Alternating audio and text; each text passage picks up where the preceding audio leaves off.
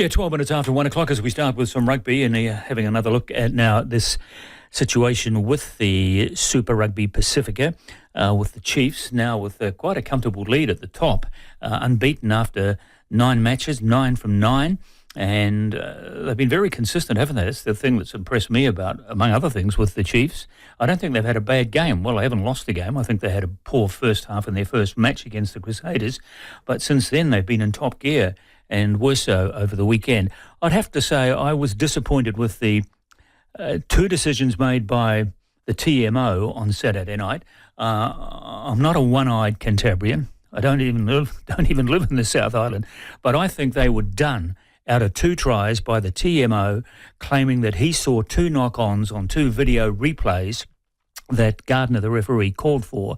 Gardner had awarded the tries, was pretty sure they were tries, but wanted to check on a couple of knock-ons. It's my understanding, and I stand to be corrected here, and I'm sure Richard Loe will take great delight in correcting me if I'm wrong, but my understanding of the procedure is that unless there is virtually commanding evidence, irrefutable evidence, that this decision on the field by the referee was wrong, you don't reverse that decision. Now, I could not for the life of me see clear evidence that there were 2 knock-ons by the Crusader players that caused the TMO to judge that they were knock-ons, and so Gardner had to reverse his result in awarding those 2 tries. 14 points deprived of the Crusaders. They lost by 10. Anyway, Richard Loe with me now. Richard, good afternoon to you. Are you pleased with my case that I've presented there for the Crusaders on Saturday night? Yeah, if you had been a ref, Telfer, you might have been told you had gone blind or something and want them to go to Specsavers. I think they're sponsored by these days. Yeah, that's a difficult one, with the ball went forward. That is the big problem in rugby and, for that matter, rugby league. The ball go forward in league. All it has to do is you drop it. Although it goes backwards, it's still a knock-on, where in rugby, it has to, if it's come out of the front of your hands or back of your hands. So to me, if the ball has travelled forward, that's a forward pass, and that's as far as it goes.